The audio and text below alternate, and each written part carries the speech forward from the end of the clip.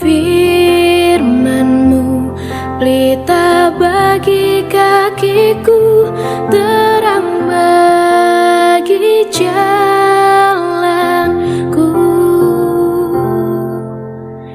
Firman-Mu pelita bagi kakiku, terang Di dalam nama Yesus bagi kami berdoa dan bersyukur. Haleluya. Amin. Amin. Ya, baik. Shalom dan selamat malam sekali lagi semuanya. Kita akan kembali melanjutkan pelajaran kita mengenai summary of all the books in the Bible ya. Sebentar, saya lupa buat copy untuk yang di desktop ya, sebentar. Jadi kita sudah melanjutkan kemarin, 2 minggu lalu itu mengenai kitab Matius, Injil Matius, dan sekarang kita sampai kepada Injil Markus ya, Injil Markus. Nah, di dalam Injil Matius ada beberapa hal yang kita sudah pelajari bersama. Ya, salah satunya misalnya Matius itu lebih fokus kepada Yesus dipresentasikan sebagai raja ya. Yesus sebagai raja. Lalu di dalam kitab Matius itu audiensnya adalah orang-orang Yahudi ya. Orang-orang Yahudi, karena itu di dalam Injil Matius konsep mengenai kerajaan sorga, kerajaan Allah itu diberikan dengan sangat clear sekali gitu. Ya, lalu di dalam Injil Matius juga ada penekanan kepada perkataan Tuhan Yesus. Ya, di situ ada 5 discourses, 5 khotbah atau perkataan-perkataan Tuhan Yesus yang Yesus berikan dan dicatat dengan lengkap oleh Matius ya. Nah, di dalam kitab Markus nanti agak sedikit berbeda ya. Markus itu agak sedikit berbeda. Nah, kita akan belajar pada malam hari ini bagaimana Markus mempresentasikan Yesus di dalam kisah Injilnya. Nah, saudara ingat ya bahwa kitab Matius, Markus, dan Lukas itu adalah kitab yang disebut sebagai synoptic gospel ya. Ingat ya. Sing itu artinya bersama-sama, optik itu kan melihat. Jadi melihat bersama-sama mengenai pelayanan kehidupan Tuhan Yesus pada waktu dia menjadi manusia ya. Sedangkan Injil Yohanes itu Injil yang berdiri sendiri, beda kategorinya karena Yohanes itu lebih menekankan Yesus sebagai Tuhan ya, sebagai Allah yang menjadi manusia begitu. Nah, Markus itu memiliki banyak kesamaan cerita tentunya karena bagian dari Synoptic Gospel ya. Nah, ini yang kita akan lihat di sepanjang pelajaran kita pada malam hari ini. Ya, dan di dalam Injil Markus ini Yesus itu dipersembahkan sebagai hamba yang menderita, tetapi dia juga di satu sisi dinyatakan sebagai Tuhan atau hamba yang sovereign, hamba yang bertakhta, yang berdaulat. Ya, jadi sovereign servant. Nah, ini itu presentasi dari Injil Markus ya. Nah, di dalam Injil Markus ini ditekankan juga mengenai pentingnya pemuridan, bagaimana mengikut Yesus ya. Karena ada juga perintah pikul salib dan beberapa hal yang di situ mengalami penekanan. Nanti kita akan melihat ya kalau saat kita belajar mengenai intisari dari isi dari Injil Markus. Nah, kalau saudara ingat ini ya, saya sekali lagi mengulang-ulang ini terus-menerus sampai pelajaran ini, seri ini selesai, bahwa perjanjian lama itu ada 5 kategori, sedangkan sekarang kita sedang fokus kepada perjanjian baru, di mana kita fokus kepada 4 kategori saja, beda dengan kitab perjanjian lama ya, ada 5 kategori. Jadi ada 4 kitab Injil ya, saudara ingat itu Matius, Markus, Lukas, Yohanes. Lalu ada 1 kitab sejarah, yaitu Kisah Para Rasul. Kisah Para Rasul itu kitab transisi antara pelayanan Yesus yang sudah selesai, dia naik ke surga, lalu dilanjutkan oleh murid-muridnya. Nah, setelah itu ada 21 kitab surat-surat, mulai dari kitab Roma ya. Roma, 1 2 Korintus, Galatia, Efesus, Filipi, Kolose, 1 dan 2 Tesalonika, 1 dan 2 Timotius, Titus, Filemon, Ibrani termasuk surat tapi bukan ditulis oleh Paulus ya, sampai kitab Filemon, Ibrani, terus Yakobus, Petrus, 3 Yohanes, Yudas. Nah, itu surat-surat semua. Sebagian besar ditulis oleh Paulus, dan terakhir hanya ada 1 kitab nubuatan ya, kitab profesi. Saya berharap saudara bisa menghafal ini, karena ini satu hal yang penting yang saudara lebih bisa membuat satu kerangka berpikir saat kita melihat Alkitab dari atas begitu ya. Secara keseluruhan kita bisa melihat, oh ini loh gambaran kitab yang kita punya gitu. Ya, kalau saudara bisa mengerti, apalagi saudara bisa hafal seluruh buku-bukunya, kitab-kitabnya, itu juga sangat membantu sekali ya, sangat bagus sekali kalau saudara bisa menerapkan ini gitu. Nah, sekarang kita akan masuk seperti beberapa kategori yang saya sudah lakukan di sepanjang pelajaran ini. Kita mulai dulu dari introduction mengenai Markus ya. Markus, atau dalam bahasa Inggris diterjemahkan Mark, itu sebenarnya nama Yunaninya dari Markus ya, yang dari kata Yunani Markos, yang artinya tanda, mark. Kalau dalam bahasa Inggris sama ya, tanda begitu, atau kayak stamp begitu, stempel.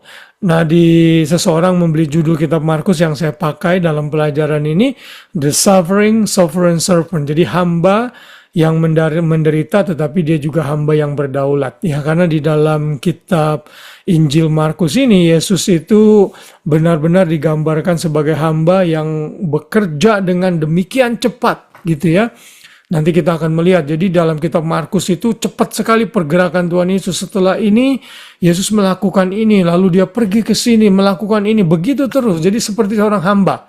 Ya kan, saudara tahu kalau hamba itu kan misalnya pembantu rumah tangga atau asisten rumah tangga kan, sama bosnya dikasih tahu, oke, kamu habis nyuci harus nyetrika, habis nyetrika kamu ngepel ya, habis ngepel begitu ya. Nah, itu gambaran seorang hamba yang harus tunduk kepada tuannya gitu. Nah, Yesus dalam Injil Markus itu digambarkan sebagai hamba yang siap melayani, siap menjadi servant, doulos. Tapi di satu sisi dia bukan hamba sembarang hamba, bukan doulos sembarang doulos, dia juga sebagai Tuhan, hamba yang berkuasa dan berdaulat penuh. Ya, nah jadi saya percaya ini bagian dari providensi Tuhan yang menggerakkan dengan inspirasi Roh Kudus, sehingga penulis-penulis Injil itu bisa melihat Yesus dari angle-angle yang berbeda, gitu ya. Di dalam Injil Markus kita melihat ada beberapa contoh eksorsisme ya, bagaimana orang yang kerasukan setan ini menekankan kuasa dari Tuhan Yesus yang melebihi dari iblis dan roh jahatnya. Lalu yang kedua, di dalam Markus kita bisa belajar bagi orang-orang yang perlu yang menderita, yang mengalami tekanan, mereka pada saat dia belajar Injil Markus itu bisa belajar dari Yesus yang juga menderita, tetapi dia bersimpati juga dengan penderitaan kita. Kalau saudara membaca Ibrani 4 ayat 15 kan menyatakan Yesus itu our high priest, imam besar agung kita yang turut merasakan simpati dengan penderitaan kita. Nah, di dalam Injil Markus itulah tergambar Yesus ini servant yang sangat menderita sekali, dari pelayanannya, penolakannya, sampai dia mati di kayu salib dan bangkit ya. Nah, Markus ini adalah Injil terpendek dari semua Injil lainnya dibandingkan dengan Matius, Lukas, dan Yohanes. Ya, 92% materi dari Markus itu paralel dengan Matius, 48% itu paralel dengan Lukas. Jadi kalau dikombinasi antara Lukas dan Matius, total itu paralel, ada 95% mirip dengan kisah yang ada di dalam Injil Markus. Tapi kalau diteliti lebih dalam, fokusnya Markus itu lebih kepada Yesus sebagai hamba ya. Lalu Markus menulis dengan bahasa yang sangat mudah dimengerti, bahasa sehari-hari kalau kita lihat dalam susunan bahasa Yunaninya. Tidak sama seperti Lukas misalnya ya, yang memang seorang dokter, seorang cendekiawan, itu agak berbeda. Kemudian apalagi Yohanes itu gaya penulisannya beda sekali. Nah, Markus ini lebih menekankan mudah dibaca dalam bahasa sehari-hari ya.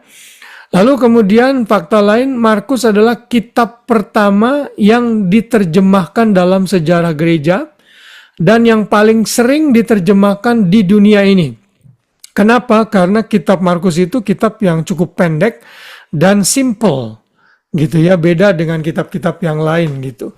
Jadi itu beberapa fakta yang ada di dalam kitab Markus, Injil Markus ya. Nah, nama Markus itu sendiri sebenarnya nama lengkapnya adalah Yohanes Markus ya. Jadi Yohanes itu kan bahasa Greek dari kata Yohanan yang artinya grace ya. Sedangkan Markus itu adalah bahasa Yunani, nama Yunaninya dari Yohanes. Jadi dia itu Yohanes Markus ya. Nah, nanti kita akan melihat fakta mengenai orang ini siapa ya dalam membahas mengenai penulis gitu.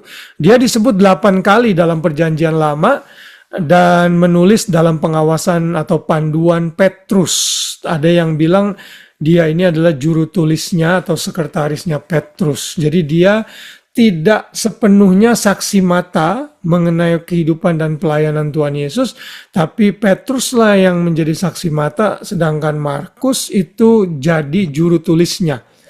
Bukan berarti Markus itu tidak melihat peristiwa yang terjadi dalam hidup Tuhan Yesus, melihat tapi mungkin tidak sedetail apa yang Petrus terima begitu ya. Jadi itu fakta-fakta mengenai Injil Markus ya. Nah, kita sekarang akan masuk kepada penulisnya. Tentunya penulisnya kemungkinan besar dan banyak juga teolog berpendapat yang menulis kitab Markus adalah Markus ya. Nah, Markus kenapa para bapak-bapak gereja dan juga ahli-ahli teolog berpendapat Markus lah yang menulis kitab Markus? Karena dalam salinan manuskrip kitab Injil Markus yang tertua itu ada catatan di atasnya dengan judul Injil menurut Markus, The Gospel According to Mark. Karena itulah para bapak-bapak gereja percaya bahwa Markuslah yang menulis kitab Markus. Dan kalau saudara perhatikan beberapa orang ini dalam sejarah gereja ya, saya kasih 3 orang ini. Papias itu kan gurunya Yohanes itu. Gurunya Yohanes Pembaptis. Jadi sangat dekat sekali dengan Tuhan Yesus. Hidup tahun 140, dia Bishop of Hierapolis. Dia menulis mengenai Injil Markus bahwa Markus itu having become the interpreter of Peter, wrote down accurately whatsoever he remembered. Jadi Papias bilang Markus itu menjadi penterjemah dari Petrus yang menuliskan segala sesuatu yang dia ingat dari Petrus gitu. Ya. Nah, itu kesaksian dari Papias. Lalu Justin Martyr itu hidup pada tahun 150. Dia juga menulis The Gospel of Mark as the Memoirs ya, Memoirs of Peter. Memoirs itu kan artinya biografi atau account written from personal knowledge. Jadi dari personal knowledge-nya, pengetahuannya Petrus, Markus lah yang menuliskannya ya. And suggested that Mark committed his gospel to writing while in Italy. Jadi dia menulis ini saat dia berada di Roma, Italia ya. Lalu satu lagi adalah bapak gereja yang terkenal juga ya, namanya Irenaeus ya. Kalau saudara belajar teologi ya, saudara mesti mengerti nama-nama ini karena ini adalah the champion of early Christian fathers who established our doctrine. Setelah Paulus dan lain-lainnya mati, mereka inilah yang melanjutkan terus sampai generasi Martin Luther, Calvin, Lloyd Jones, Jonathan Edwards, terus sampai ke era modern sekarang ini seperti John MacArthur, R.C. Sproul. Nah, saudara mesti belajar dari orang-orang hebat ini, saudara ya. Mereka inilah yang memberikan fondasi kekristenan yang cukup kuat yang Tuhan pakai gitu. Nah, Irenaeus menulis called Mark the disciple and interpreter of Peter, and recorded that the second gospel consisted of what Peter preached about Christ. Jadi dia bilang sekali lagi sama seperti Justin Martyr, dia bilang bahwa Markus itu adalah penterjemah dari Petrus ya, lalu mencatat Injil kedua apa yang Petrus nyatakan khotbahkan mengenai Tuhan Yesus gitu. Jadi dari kesaksian-kesaksian ini tidak bisa dipungkiri lagi bahwa Markuslah yang menulis Injil Markus ya. Nah, sekali lagi saya ulang lagi bahwa nama lain dari Markus adalah Yohanes Markus ya, nama panjangnya. Nah, dan nama Yohanes Markus ini disebut dalam Kisah Para Rasul 12 ayat 12 misalnya ya, ayat 25, 15 ayat 37 dan ayat 39. Nah, di dalam Kisah Para Rasul 12 ayat 12 itu waktu Petrus dilepas dari penjara, dia kan sempat mampir ke rumah seseorang ya. Nah, rumah itu adalah rumah dari ibunya Markus. Ya, dalam Kisah Para Rasul 12 ayat 12. Markus juga adalah sepupu dari Barnabas. Nah, kalau sudah baca Kolose 4 ayat 10 ya, itu cousins.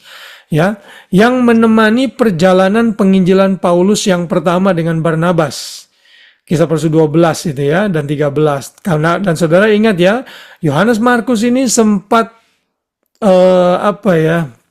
sedikit down dalam kehidupan kerohaniannya, lalu meninggalkan Paulus dan Barnabas lalu kembali ke Yerusalem pada saat mereka mengadakan perjalanan penginjilan ke Pirgia ya, pada pasal 13 dan 13. Dan saudara tahu kisahnya, karena hal inilah Paulus dan Barnabas mengalami satu perselisihan yang sangat kuat, sehingga Barnabas bilang, saya mau bawa Yohanes Markus ya untuk pelayanan kita selanjutnya. Tapi Paulus bilang, no, saya nggak mau. Untuk apa bawa orang yang tidak setia, yang nggak berani menghadapi tantangan dan lain-lain. Akhirnya mereka split ya, Paulus ke satu daerah lain, Barnabas ke daerah lain. Paulus membawa Silas dalam kelanjutan pelayanannya, Barnabas kembali melanjutkan pelayanan membawa Yohanes Markus. Jadi saudara, hamba-hamba Tuhan ini rasul loh ya, jadi mengalami perselisihan juga. Kadang-kadang kita bisa agree to disagree untuk sesuatu yang tidak foundational ya, enggak yang mendasar, enggak apa-apa. Ya seperti itu ya. Tapi kelihatannya Yohanes Markus itu bertobat dan kembali lagi dipakai Tuhan ya. Dia sadar kesalahannya dan ternyata hubungannya dengan Paulus itu diubahkan. Restore kembali.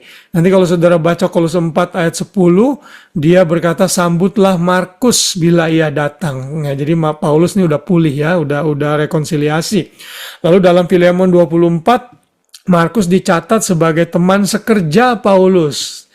Juga dalam 2 Timotius 4 ayat 11, Paulus menyatakan, jemputlah Markus dan bawa bersamamu karena ia berguna dalam pelayanan. Jadi ternyata Yohanes Markus ini ternyata bertobat, dan ini normal dalam spiritual journey setiap kita. Kita bisa mengalami momen di mana kita discourage, akhirnya kita meninggalkan pelayanan mungkin, tapi kita bangkit lagi. Nggak boleh terus-terusan ya. Jadi Tuhan itu the Lord of Restoration tentunya. Kemudian kenapa Yohanes Markus bisa bertobat? Kemungkinan besar ini pelayanan dari Petrus ya. Kenapa? Karena Petrus pernah mengalami ya. Saudara tahu Petrus menyangkal Yesus kan pada waktu peristiwa penyalipan, dan kayaknya Petrus sudah pengalaman banget. Jadi saya percaya Petrus ngajarin ya. Markus sudah sini ya. Saya kasih tahu kamu nih. Nggak apa-apa, saya juga pernah ngalamin gitu. Ayo bangkit lagi. Nah, sepertinya Markus akhirnya bangkit dan bisa kembali mengikuti pelayanan dari Paulus dan Barnabas. Dan karena Petrus itu menyatakan Markus itu sebagai seperti anaknya sendiri. Saudara bisa baca 1 Petrus 5:13, dia menganggap Yohanes Markus itu sebagai anaknya sendiri. Jadi Petrus memegang andil besar membawa kembali Markus ke jalan yang benar tentunya ya dalam pelayanan. Lalu di dalam Injil Markus pasal 14, nanti kalau saudara baca ya ayat 51 sampai 52 di Alkitab saudara ya, nanti saudara baca sendiri di rumah, itu di situ dikisahkan ada seorang muda yang pada waktu itu hanya memakai selai kain lenan untuk menutup badannya mengikuti dia. Mereka hendak menangkapnya, tetapi ia melepaskan kainnya dan lari dengan telanjang. Nah, kisah ini hanya dicatat dalam Injil Markus, saudara. Nggak ada di Injil-Injil yang lain. Dan para teolog berpendapat ini adalah Markus itu sendiri. Ya, dia menulis mengenai dirinya. Jadi pada waktu itu, pada peristiwa penaripan, kemungkinan besar tengah malam, orang ramai, Markus kaget pada saat dia lagi tidur, mungkin dia hanya pakai pakaian dalam. Ya, kalau zaman dulu kan kayak jubah gitu yang pakaian dalam tapi bentuknya panjang, dia keluar rumah dan ternyata mungkin orang dipikirnya itu pengikutnya Tuhan Yesus jadi mau menangkap dia. Karena mau menangkap dia jadi jubahnya ditarik, akhirnya Markus harus telanjang lari, saudara ya. Dan ini kisah yang kemungkinan besar menggambarkan dirinya sendiri. Kalau ini benar dan saya percaya ini benar ya, itu berarti bahwa Markus menyaksikan juga apa yang terjadi dalam pelayanan dan kehidupan Tuhan Yesus selama 3,5 tahun itu ya. Nah, jadi itu sebagai satu nuggets yang mungkin saudara bisa save di memori saudara sehingga saudara bisa ngerti siapa Yohanes Markus ini ya. Seseorang berkata mengenai Markus ini ya, dan Petrus, Peter is the ink well and Mark is the pen. Jadi Petrus itu tempat tinta ya, sedangkan Markus itu adalah pulpennya sendiri, ballpointnya itu sendiri. Jadi inilah latar belakang dari kitab Markus dan penulisnya. Ya, saudara mengerti hal ini membuat saudara lebih lebih hidup dalam membaca Alkitab. Sehingga saudara tahu latar belakang dari para penulis dan mereka itu just like us ya. Mereka bisa buat kesalahan, mereka pernah down dalam hidupnya. Jadi kita nggak perlu discourage dalam hidup ini. Kalau sesekali kita bisa jatuh, sesekali kita bisa ragu-ragu karena manusia itu kan up and down ya. Karena kita masih hidup dalam daging yang bisa jatuh dalam dosa. Karena itu kita perlu pertolongan Roh Kudus senantiasa tentunya. Oke, sekarang next. Siapa penerima kitab Markus? Hari ingat nggak yang menjadi audiens kitab Injil Matius siapa Hari? Orang Yahudi. Orang Yahudi dibantu Tante Meme itu. Puji Tuhan. Ya, orang Yahudi ya penerimanya. Nah, kalau Markus ini beda.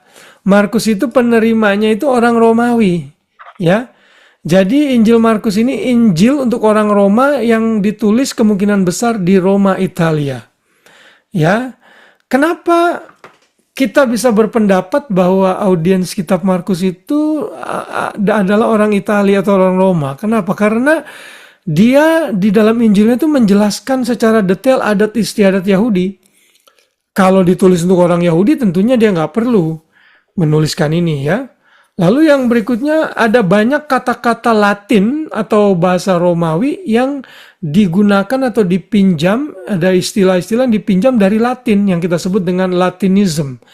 Contohnya ini ya, saudara lihat slide ini beberapa kata yang dipakai di dalam Injil Markus memiliki akar kata atau paralel dengan bahasa Latin, bahasa Romawi. Misalnya Latin word-nya itu modius ya. Ini basket or measure itu. Herba ya. Bahasa Yunaninya tokos ya, blade or shoot of grass. Legion. Saya ingat ya ini salah satu jumlah tentara Romawi berjumlah 6.000 orang. Ingat yang Yesus mengusir itu ya. roh jahat dari seseorang. Denarius, Roman coin, speculator, soldier or executor. Sectarius, sensus, quadrant, fragalare, praetorium, centurio, or centurion. Nah, ini semua adalah kata-kata Romawi. Jadi menunjukkan bahwa audiensnya Markus itu sangat akrab dengan Romawinisme atau Latinisme ya. Nah, itu penerimanya. Jadi khusus untuk orang-orang Romawi. Kemudian tanggal penulisan. Nah, tanggal penulisan ini agak sedikit tricky, tapi menurut kesaksian Injil Markus itu sendiri ya, di dalam Injil Markus itu sendiri, Yesus sempat menyebut bahwa, menubuatkan bahwa bait suci itu akan dihancurkan gitu ya. Maksudnya Yesus masih ada di bait suci, berarti kitab Markus harus ditulis sebelum bait suci dihancurkan, sebelum tahun 70 ya. Nah, mungkin kalau mau exact between 60 lah ya, 55 to 60 to 70 lah sebelum dihancurkan bait suci. Nah, kemudian juga tadi saya bilang bait suci itu Tuhan Yesus menubuatkan di pasal 13 ya. Kemudian pada tahun 60 sampai 77 itu ada penganiayaan yang hebat terhadap gereja. Nanti saudara lihat contohnya munculnya Kaisar Nero itu yang memenggal Paulus misalnya gitu ya. Nah, ini sangat cocok gitu. Karena Yesus kan disebut dalam Markus itu sebagai hamba yang menderita ya. Suffering servant. Jadi klop dengan situasi yang terjadi saat itu. Jadi bisa diambil kesimpulan bahwa Injil Markus ini ya ditulis kurang lebih pada tahun-tahun itu ya, mendekati tahun 70 sebelumnya, tapi sebelum bait suci dihancurkan. Nah, di dalam penggunaan waktu ya, juga budaya Romawi itu kental sekali dalam Injil Markus. Kemudian di dalam Injil Markus ini dia mengutip perjanjian lama sangat sedikit sekali. Ya, ini sekali lagi untuk mensupport bahwa Injil Markus itu sebenarnya ditulis untuk orang-orang Romawi. Ya, dan di dalam penyaliban Tuhan Yesus ya, kepala pasukan Romawi ya, centurion itu sempat berkata, sungguh orang ini adalah anak Allah. Kalau Markus tidak menulis untuk orang Romawi, dia tidak menekankan ini. Ya, karena itu dia menekankan agar Injil diterima oleh orang-orang Romawi. Karena itu ada kisah di mana seorang perwira Romawi ini berkata bahwa Yesus itu adalah Mesias, anak Allah yang hidup ya. Nah, seperti itu. Nah, jadi itulah tanggal penulisan. Sekarang kita masuk ke tujuan penulisan. Untuk apa Injil Markus itu ditulis secara umum? Agak panjang nih ya.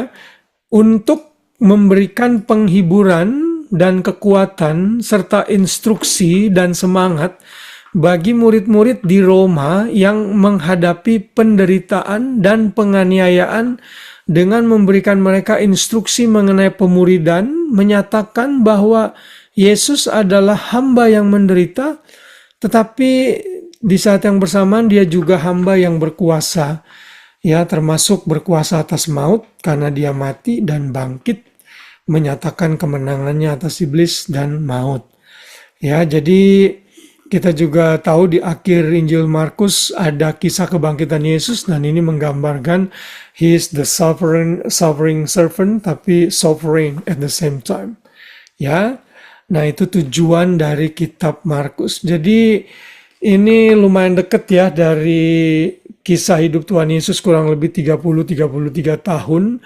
Dan ini tentunya kesaksian yang sangat valid sebagai bukti sejarah yang kita tidak bisa sangkal. Ya, ini menunjukkan bahwa kitab itu benar-benar diinspirasi oleh Tuhan sehingga tidak bisa salah dalam penulisannya. Nah, ada ayat kunci dalam kitab Markus yang saudara perlu ingat, dan saya juga ingat, yaitu Markus 10 ayat 45. Ya, coba Hani tolong dibacakan, Hani. Markus 10 ayat 45, karena anak manusia juga datang bukan untuk dilayani, melainkan untuk melayani, dan untuk memberikan nyawanya menjadi tebusan bagi banyak orang. Ya, thank you.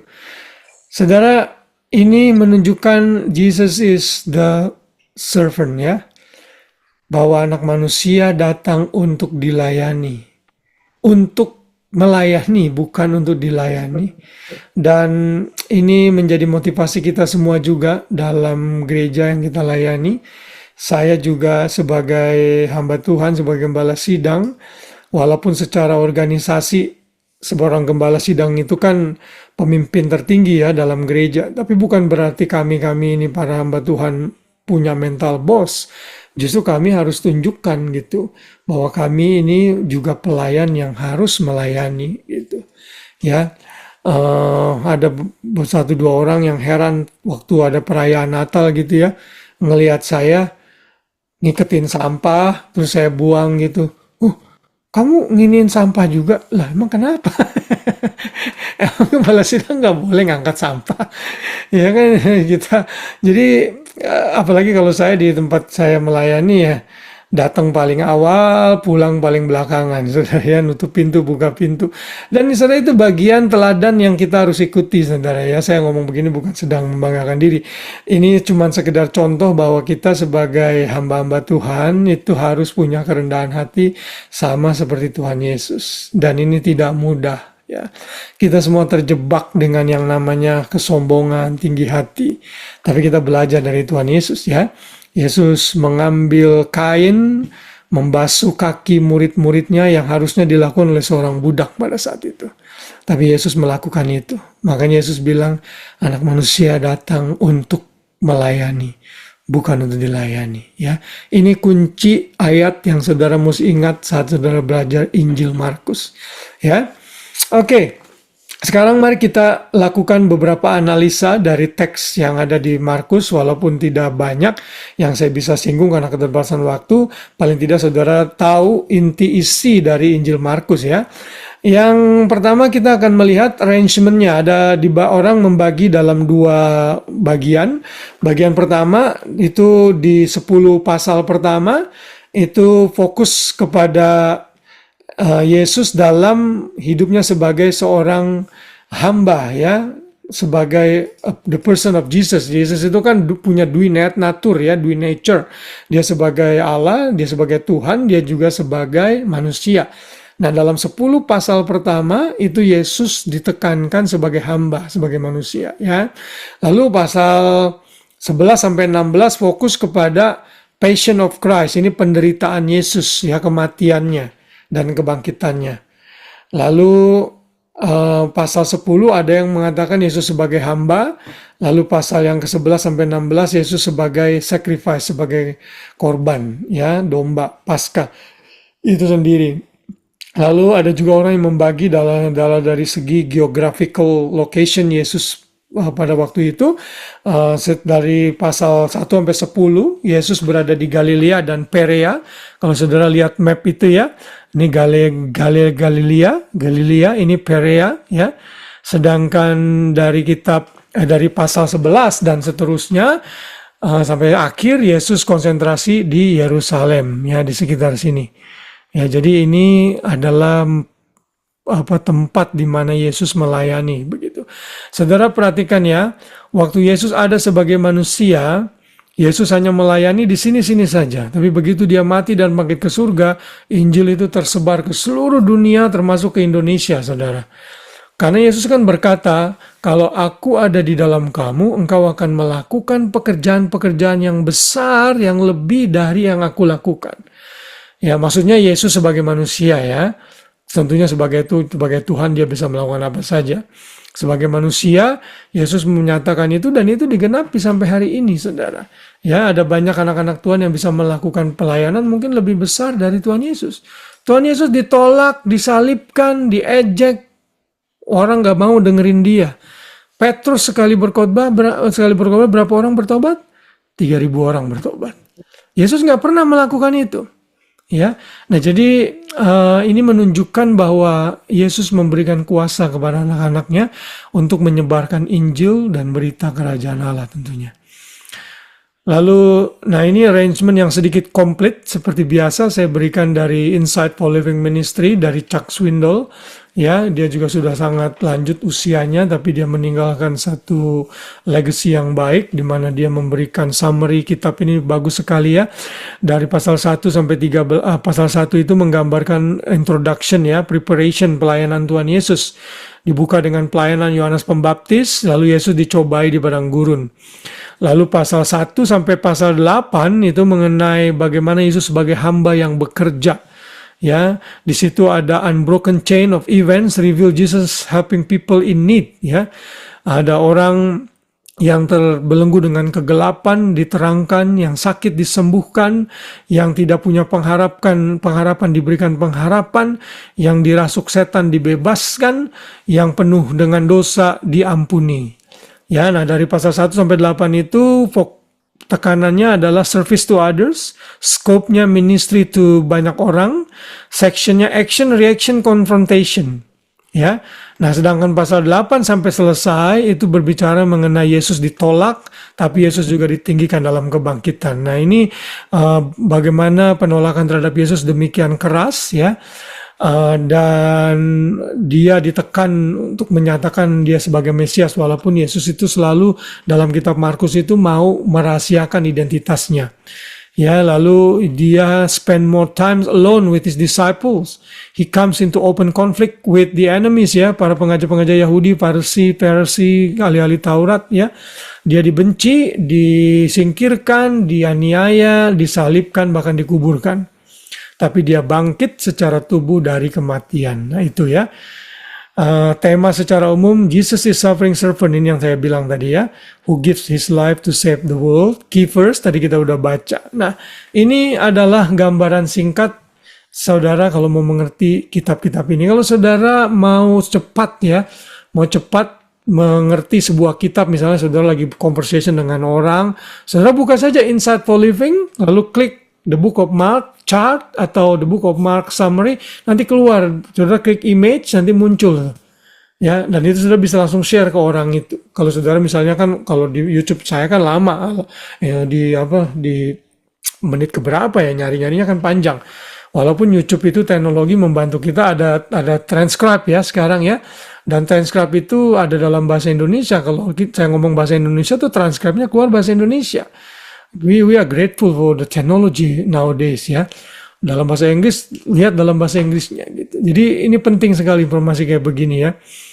Nah, lalu ada beberapa highlight yang mungkin saya bisa bagikan dalam Injil Markus ya. 40% porsi kitab Markus itu adalah narasi mengenai penderitaan Kristus dan kebangkitannya.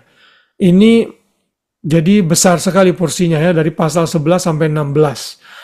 Markus lebih fokus kepada tindakan. Nah, beda ya dengan Matius ya. Tolong diingat, Matius itu fokus kepada perkataan Tuhan Yesus. Karena itu ada 5 discourse, ada 5 khotbah Tuhan Yesus, 5 khotbah preachingnya Tuhan Yesus gitu ya, discourse. Sedangkan di dalam Injil Markus itu lebih menekankan kepada action, tindakan Tuhan Yesus. Itu Injil Markus. Ya.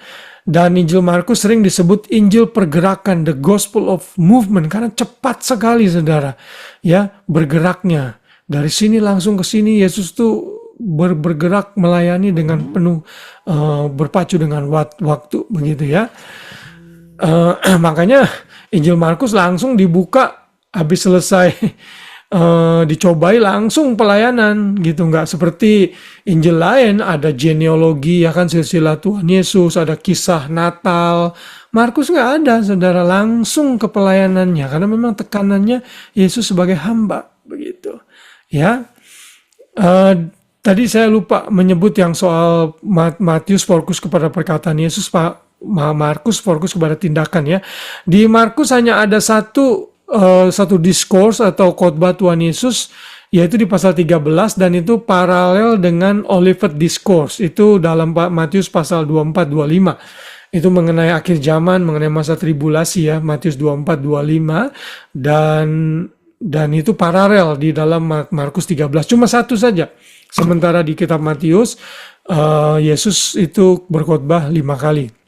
Ya, dan ini ayat-ayat penting yang saudara mungkin bisa ingat ya. Markus 1 ayat 1, inilah permulaan Injil tentang Yesus Kristus anak Allah. Lalu Markus 8 ayat 29, ia bertanya kepada mereka, tetapi apa katamu, siapa aku ini? Kita tahu ya, ini satu jawaban Petrus yang terkenal, engkau adalah Mesias. Lalu Markus 15 ayat 39, waktu kepala pasukan berdiri di hadapan dengan dia melihat matinya demikian, berkatalah ia, sungguh orang ini adalah anak Allah. Nah ini penekanan-penekanan yang terjadi di dalam Injil Markus. Injil Markus dibuka dengan pelayanan Yohanes Pembaptis, kemudian dalam Injil Markus ini juga ditulis dalam format yang simple dan langsung kepada sasaran. 12 dari 16 pasal dimulai dengan kata dan atau sesudah itu. Dalam bahasa Inggris dan atau immediately, bahasa Yunaninya eutis, 42 kali. Ya, setelah itu dia begini, immediately, langsung, cepat sekali yang tadi saya bilang, dan itu menjadi karakteristik dari Injil Markus. Ya, Injil Markus dicatat konflik juga antara Tuhan Yesus dengan orang otoritas Yahudi ya. Ada 13 kali konflik dicatat mengenai mengenai hal ini, Yesus dengan para ahli-ahli Taurat, ahli-ahli agama orang Yahudi. Begitu ya. Saudara, ada satu keberatan yang dinyatakan oleh orang-orang liberal yang mengatakan bahwa di dalam Injil Markus itu nggak mencatat Yesus sebagai Tuhan secara clear. Begini saudara, karena mereka berpendapat Markus itu ditulis pertama kali di samping Injil-Injil yang lain. Tapi ada juga ahli teologi yang berpendapat, saya setuju, Matius lah yang ditulis pertama kali gitu. Nah, dengan dasar Markus ditulis pertama kali, mereka bilang Yesus sebagai Tuhan itu baru clear dinyatakan di Injil Yohanes, ditulis pada tahun 90. Nah, mereka miss the point. Kalau saudara perhatikan ya, saya balik ke yang ini nih, ayat 1. Markus 1 ayat 1 kan ini kan jelas nih. Inilah permulaan Injil tentang Yesus Kristus anak Allah. Saudara, istilah anak Allah ya, itu istilah yang menggambarkan Yesus sebagai Tuhan. Orang Yahudi ngerti kalau dia menyebut dirinya anak Allah itu sejajar dengan Tuhan. Ya. Jadi itu pendapat yang tidak tepat tentunya, karena dalam Injil Markus juga banyak klaim-klaim yang menyatakan Yesus sebagai Tuhan tentunya ya. Di situ ada kisah dia memberikan mujizat orang yang lumpuh sudah lama sekali. Angkatlah tilammu dan berjalanlah. Itu kan Yesus kan bilang anak manusia berkuasa mengampuni dosa. Kalau dia bukan Tuhan, mana mungkin bisa mengampuni dosa. Ya, jadi jelas di dalam Markus tetap ada keseimbangan antara Yesus sebagai manusia dan Yesus sebagai Tuhan ya. Lalu summary yang berikutnya, ada seorang yang bernama Douglas Sin O'Donnell, dia memberikan summary kitab Markus, bagus sekali, saya pakai di sini ya. Yang pertama, Markus itu kitab yang sangat mudah untuk dibaca ya. Kalau saudara baca berturut-turut langsung 3 jam selesai Injil Markus ya. Kemudian Injil Markus ini ditulis pertama kali. Nah, ini saya sudah jelaskan tadi ya, ini masih debatable, tapi saya percaya Markus ditulis yang kedua atau ketiga gitu ya. Yang pertama tetap Matius gitu. Ya, tadi saya sudah jelaskan. Lalu yang ketiga, Markus dibuka dengan Injil tentang Yesus. Jadi Mark itu fokus on the gospel of Jesus the Son. Kalau tadi ayat yang pertama kita baca ya, Yesus itu inilah kisah mengenai apa tadi tulisannya? Inilah permulaan Injil tentang Yesus Kristus, dan dia satu-satunya orang yang mencatat kata Injil atau Evangelion dalam bahasa Yunani, artinya good news. Dia tulis itu. Jadi dia fokus kepada the gospel itu sendiri. Lalu yang keempat, Douglas bilang Mark accentuates the theme of secrecy. Nah, di sini Markus menekankan tema kerahasiaan identitas Yesus. Yesus menyatakan jangan kasih tahu siapa dirinya setelah dia mengusir setan, misalnya Markus 1 ayat 34. Ya, lalu Markus 1 ayat 24 kepada murid-muridnya juga diperintahkan jangan memberitahukan siapa dirinya dalam Markus 8 ayat 30. Ya, sampai nanti akhirnya dia menyatakan diri saat dia datang ke Yerusalem menunggangi keledai. Itu Markus 11 baru dia menyatakan diri. Memang Yesus punya purpose seperti itu dan Mark mencatat ini. Ya. Lalu Markus move quickly to the cross. Ini tadi saya sudah bilang ya. And immediately ada 41 kali. Bahkan ada kombinasi antara and immediately itu dicatat 14 kali. Jadi pergerakannya cepat sekali. Yang kelima ini ya, Mark move quickly to the cross. Yang keenam, kita bisa belajar bahwa Mark connect penyalipan Yesus dengan Christian cursive. Ini bahasa Inggris mungkin yang nggak ada di grammar, ini buatan dia ya. Cruciformity artinya kalau kita mau jadi pengikut Yesus, kita mesti berani menderita sama seperti Yesus menderita, gitu. Ya, jadi kita udah lihat anak manusia datang untuk melayani, nanti kita dianjurkan untuk mengikuti Yesus dengan sungguh-sungguh dan menyangkal diri, pikul salib. Ya, dan kalau saudara perhatikan dalam pasal 8 ayat 29-30, setelah Yesus bertanya siapakah dirinya, kan Petrus menjawab Mesias. Kemudian setelah itu dalam ayat 34 dan seterusnya, Yesus menyatakan kalau mengikuti Yesus harus siap menderita, pikul salib dan seterusnya. Jadi ada Markus menekankan Yesus itu disalibkan dan kita sebagai orang percaya harus siap juga hidup menderita bagi Kristus. Ya, seperti itu. Yang ketujuh, Markus itu seringkali menulis cerita dalam bentuk sandwich story. Maksudnya begini saudara, kan saudara tahu sandwich ya, sandwich itu isinya apa aja sih? Saudara pasti tahu sandwich ya, 2 roti, di dalamnya ada apa? Tergantung saudara mau pakai tuna, mau pakai ham, pokoknya meat ya. Nah, meatnya itu ada di tengah, dagingnya ada di tengah intinya. Tapi di cover dengan rotinya itu apa? Cerita-cerita yang mengelilinginya. Gitu ya. Misalnya kisah mengenai tindakan Petrus ya. Petrus mengaku lalu menyangkal Yesus dan selanjutnya di tengah-tengahnya itu ada kisah penyaliban Tuhan Yesus gitu. Meatnya itu penyaliban Tuhan Yesus, penderitaan Tuhan Yesus, tapi rotinya itu ada kisah-kisah lain di dalamnya. Itu ada beberapa yang seperti itu ya, nanti saudara bisa lihat sendiri kalau saudara membaca kitab Markus. Saya kasih hanya contoh satu saja gitu. Ya, nah itu salah satu ciri khas Injil Markus. Lalu yang ke-8, Markus itu Injil yang bertanya banyak sekali pertanyaan. Misalnya Yesus bertanya, "Who do you say that I am?" Ya. Lalu Yesus juga bilang, "Who then is this that even the wind and the sea obey him?" Sorry, itu bukan perkataan Yesus ya, itu perkataan orang banyak.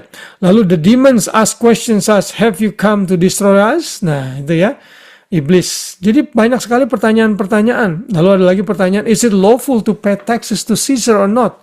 Apakah sesuai hukum kita bayar pajak kepada Caesar atau enggak? Ya kan, Yesus selalu bisa menjawab pertanyaan-pertanyaan itu, dan itu ciri khas dari Injil Markus. Markus hanya memberitakan satu hero, yaitu Tuhan Yesus ya. Dan yang ke-10 nanti yang ke-9, saya balik ke yang ke-9 dulu ya. Petrus gagal, Yudas gagal, banyak murid-murid yang meninggalkan Tuhan Yesus, tapi Yesus tetap setia dalam panggilan pelayanannya. Ya, kalau saudara mau mempunyai idol dalam hidup ini, hero, hanya Tuhan Yesus lah. Ya, teladan kita. Tapi ingat, menjadikan Yesus sebagai teladan tidak menyelamatkan saudara ya. Harus menjadikan Yesus sebagai Tuhan dan Juru Selamat. Sadar saudara orang berdosa, Yesus datang utamanya bukan jadi teladan, tapi menjadi Juru Selamat. Itu yang penting. Teladan itu hal lain yang saudara bisa ikuti dari hidup Tuhan Yesus. Ya. Di dalam pasal 10, di dalam poin yang 10 terakhir, Markus itu offers an apparently incomplete ending. Nah, ini satu hal yang cukup panjang kalau saya jelaskan ya saudara ya. Di dalam Injil Markus ya, ada ayat-ayat dari ayat pasal 16 ayat 9 sampai 20, kalau nanti saudara buka Alkitab saudara, ya, itu tidak ada di dalam earliest manuscript. Di dalam salinan Injil Markus yang tertua, porsi pasal 16 ayat 9 sampai ayat 20 itu nggak ada. Di the earliest manuscript tertua, nggak ada. Nah, jadi kitab Markus itu berakhir dengan perkataan ini, ayat 8. Lalu mereka keluar dan lari meninggalkan kubur itu, sebab gentar dan dahsyat menimpa mereka. Mereka tidak mengatakan apa-apa kepada siapapun juga karena takut. Udah selesai di situ, saudara. Nah, nanti kalau saudara, ini ya saya share ya, saya coba share apa yang ada dalam Markus pasal yang ke-16 ayat 9 sampai 20. Saudara bisa lihat ya, coba lihat di screen saudara ya. Ayat 9 itu ada kisah Yesus bangkit kemudian naik ke surga sampai ayat 20. Ini di dalam earliest manuscript itu tidak ada. Kalau saudara buka dalam terjemahan bahasa Inggris, ya itu ada di dalam kurung biasanya. Ya, dalam kurung nih seperti ini ya. Nih ya, dalam kurung ya. Itu menggambarkan ini tidak ada di earliest manuscript. Gitu ya. Tuh, semua terjemahan ini Legacy Standard Bible, terjemahan terbaru juga sama dalam kurung. Sampai pasal 20 tuh ada dalam kurung nih ya. Tuh ya. Artinya ini tidak ada di dalam earliest manuscript. Nah, jadi kalau ini karena ini benar ya, kenyataannya seperti ini, berarti kitab Injil Markus itu ditutup ayat 8 dan sangat menggantung sekali. Ya, coba perhatikan lagi ya ayat 8 ini sebentar ya. Saya balikan lagi ke ini ya. Sudah muncul belum? Belum ya? Salah ya. Oke. Ini ya. Ayat ini ya. Saudara perhatikan ya. Ini menggantung sekali nih. Sebab lalu mereka keluar, murid-murid ya, dan lalu meninggalkan kubur itu, yang pada waktu itu ketemu Tuhan Yesus di kubur, sebab gentar dan dahsyat menimpa mereka, mereka tidak mengatakan apa-apa kepada siapapun juga karena takut. Nah, para teolog berpendapat karena ini berakhir dengan cara menggantung seperti ini, akhirnya mereka menambahkan yang ayat 9 sampai ayat yang ke-20. Ya. Alasannya apa? Biar kelihatan komplit gitu kisahnya, nggak menggantung gitu. Yang kedua, untuk memberikan satu satisfactory endingnya jadi benar-benar bagus lah gitu. Lalu yang ketiga, untuk menyamakan dengan Injil-Injil yang lain, diakhiri dengan cara yang baik begitu. Kisahnya sama, mirip begitu. Nah, itu mungkin orang-orang setelah itu penyalin inisiatifnya menyalin tersendiri gitu, tapi itu akhirnya dimasukkan juga dalam Alkitab kita untuk sebagai informasi. Jadi yang tadi ada berita kalau orang percaya itu pegang ular dan sebagainya gitu ya, tidak akan minum kalau minum racun dia tidak akan mati. Itu tidak ada itu di dalam manuskrip yang tertua gitu. Nah, pelajarannya apa? Kalau ini menggantung benar-benar berakhir seperti ini, artinya Injil Markus itu mau menekankan saudara dan saya itu dipanggil untuk melanjutkan kisah dari Injil Markus, yaitu apa? Memberitakan Yesus. Murid-murid ketakutan, kita berani memberitakan Injil Yesus yang sudah mati. Itu pesannya. Ya, kalau saudara mau ambil pelajaran dari situ. Tapi sesungguhnya Injil Markus itu berakhir di pasal 16 ayat 8 ya. Nah, ini yang begini-begini saudara nggak dapet nih di gereja kadang ya. Karena itu saudara mesti belajar seperti ini. Saya juga dapet pas saya meneliti begitu ya kan. Saya udah belajar lebih dulu lalu saya bagikan kepada saudara. Ya kan, di mimbar-mimbar ini jarang didengar saudara ya. Terkecuali di gereja-gereja dengan aliran karismatik Pantekosta yang tidak terlalu menekankan belajar Alkitab dengan baik. Jadi jarang sekali disebut begitu. Jadi saudara bisa dapat hal ini. Nah, itulah keseluruhan kitab Injil Markus yang kita bisa pelajari malam hari ini. Saya berharap saudara bisa mengambil sesuatu yang baik dari informasi yang saya berikan. Sekali kalau saudara lupa, saudara bisa kembali melihatnya di YouTube yang nanti saya akan post nanti tentunya. Nah, sekarang apa koneksi antara Injil Markus dengan Perjanjian Lama? Ya, yang kita pegang.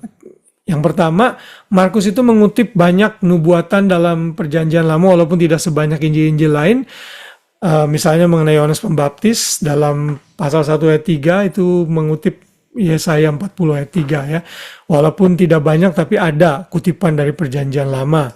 Lalu yang kedua, Yesus mengacu kepada beberapa porsi dalam perjanjian lama dalam kitab Markus, misalnya pasal 7 ayat 6 di mana Yesus mengecam Farisi yang hanya memperhatikan penyembahan dari luar tapi hatinya jauh dari Tuhan. Itu mengacu pada Yesaya 29 ayat 13 dan masih ada lagi contoh-contoh yang lain ya. Misalnya ada perkataan murid-murid itu akan tersebar seperti domba-domba tanpa gembala, itu mengacu kepada Zakaria 13 ayat 7, ya kan? Lalu Yesus membersihkan bait suci, itu mengacu kepada Yesaya 56 ayat 7. Lalu di dalam kitab Mazmur 118 ayat 22 sampai 23, Yesus itu adalah batu penjuru. Nah, Markus mencatat itu dalam pasal 12 ayat 10 sampai 11. Jadi ada kutipan-kutipan dalam Perjanjian Lama yang memiliki koneksi antara Mark dalam Perjanjian Baru dengan kitab-kitab Perjanjian Lama. Oke. Dan yang terakhir but not least adalah aplikasi apa yang kita bisa ambil. Saya lupa ganti ini ya, dari kitab Injil Markus. Yang pertama adalah saya kepencet secara nggak sengaja. Kebetulan saya ganti dulu ya, ini Markus. Saya ganti ini dari Markus biar nggak lupa. Oke. Yang pertama, pelajaran yang kita bisa ambil dalam aplikasi yang saudara bisa terapkan dalam kehidupan kita bersama adalah Tuhan bisa memakai kegagalan untuk menggenapi rencananya ya. Saudara tahu ya, Petrus gagal, Yudas gagal, bahkan Yohanes Markus sendiri mengalami kegagalan. Tapi toh Tuhan balikan itu, bahkan dari seorang yang pengecut kembali ke Yerusalem dalam perjalanan penginjilan, Tuhan pakai malah jadi pemberita dan penulis Injil. Luar biasa ya Tuhan ya. Jadi jangan takut gagal, Tuhan bisa pakai kita ya. Yang kedua, manusia seringkali sangat lambat untuk percaya. Ini sama seperti Matius ya, di mana Yesus itu ditolak oleh ahli-ahli Farisi, ahli-ahli Taurat, dan mereka menyaksikan mujizat pekerjaan Tuhan Yesus, tapi toh tetap menolak Tuhan Yesus. Bukankah ini juga yang terjadi di dunia kita sekarang ini? Seringkali kita menginjil kepada orang seperti kita ngomong sama tembok ya, begitu keras hatinya. Ya, dan kita diingatkan bahwa teruslah berjuang dan menyampaikan berita Injil ya, walaupun manusia itu seringkali lambat untuk percaya. Yang ketiga, dunia sangat tidak bersahabat dengan orang percaya dan kita harus mengerti itu. Ya, banyak oposisi yang harus kita hadapi di dunia ini kalau kita berpegang pada kebenaran. Dan yang terakhir, panggilan kita untuk mengaku Yesus sebagai Mesias dan siap untuk bayar harga. Inilah bagian kita. Saudara harus mengaku Yesus sebagai Tuhan dan Juru Selamat, which is saya percaya saudara sudah melakukan. Tapi yang kedua ini yang susah. Saudara mesti bayar harga dengan hidup dalam kebenaran, bahkan mungkin penderitaan dan penganiayaan. Makanya dalam doa malam yang di GB Immanuel lakukan setiap Rabu malam itu ada pokok doa, berdoa untuk orang-orang yang dianiaya, yang mengalami tekanan karena iman mereka, biar mereka tidak gugur. Ya, justru dengan penganiayaan itu untuk menguji dan memurnikan iman kita. Kita ini genuine apa enggak? Orang yang palsu, begitu ada tekanan karena jodoh, harta, materi, pekerjaan, jabatan, bisa tinggalkan Tuhan. Tapi saudara dan saya dipanggil untuk percaya dan juga dipanggil untuk menderita. Amin, saudara. Saya berharap Injil Markus ini kembali menambah pengetahuan saudara mengenai kitab suci, sehingga saudara makin mencintai firman Tuhan. Oke, ada yang mau bertanya atau berkomentar sampai sini? Semua jelas? Satu aja sih Pak Didik. Ya, Sebenarnya silakan Pak Ade. yang di apa namanya, kan tadi ada orang yang lari hampir telanjang itu ya, Markus ya. Iya. Nah, tapi ada juga satu lagi yang berpendapat Hmm. bahwa itu Markus itu yang waktu Tuhan Yesus itu nyuruh murid-muridnya nyari ruangan nanti buat mereka Oke. apa namanya perjamuan malam terakhir itu kan. Terus kan dia bilang kamu nanti ketemu ada satu orang bawa kendi berisi air. Nah, banyak Hmm. ahli-ahli Alkitab itu juga berpendapat orang yang bawa kendi itu kemungkinan Oke. besar juga si Markus. Yes. Iya, iya. Iya, kalau itu benar berarti dia salah satu saksi mata berarti ya. Gitu. Iya, jadi hal Karena yang kan disebut. rumahnya yang dipakai kan rumahnya ibunya Markus kan Ya, gitu. iya betul, betul. Di upper room. Heeh, ya, jadi saudara kalau belajar Alkitab seperti ini, saudara jadi bisa begini saudara, ada pelajaran-pelajaran tuh yang nggak bisa bersifat dogmatik ya, dogmatik. Karena ahli teologi juga menduga-duga gitu. Tapi dugaan itu bukan hanya sekedar dugaan gitu ya. Dugaan yang disertai dengan research dan lain-lain sehingga timbul seperti itu. Tapi kita nggak boleh mengatakan harus seperti itu, enggak. Makanya kita suka bilang, we don't wanna be dogmatic mengenai hal ini misalnya gitu. Kalau dogmatik itu kan artinya jadi dogma, harus seperti itu. Enggak. Ini hanya dugaan yang mungkin juga bisa benar gitu ya. Saya lebih cenderung mungkin dua kesaksian itu benar gitu ya. Nah, kalau itu benar ternyata si Markus ini bukan hanya sekedar juru tulis, tapi dia juga saksi mata tentunya ya. Peristiwa-peristiwa yang terjadi dalam hidup Tuhan Yesus. Ya, thank you Pak Ade. Ada lagi yang lain? Oke. Kalau tidak ada, coba saya mau review saja ya, cepat saja nih, gampang kok ya, benar atau salah ya. Hari, hari dulu deh, Hari sama Hani ya. Hari, ayo benar apa salah nih? Yang lain jangan jawab ya.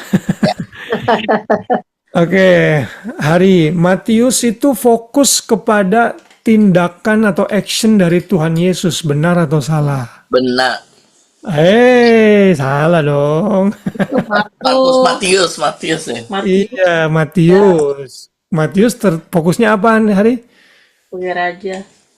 Enggak, Raja. iya iya dari raja, tapi fokusnya itu apa yang Yesus lakukan?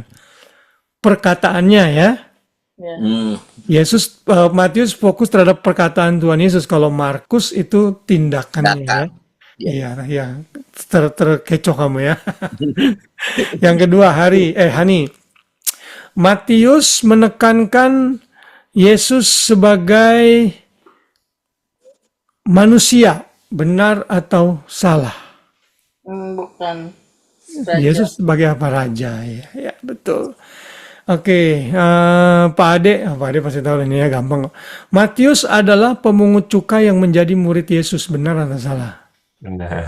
Benar ya, oke.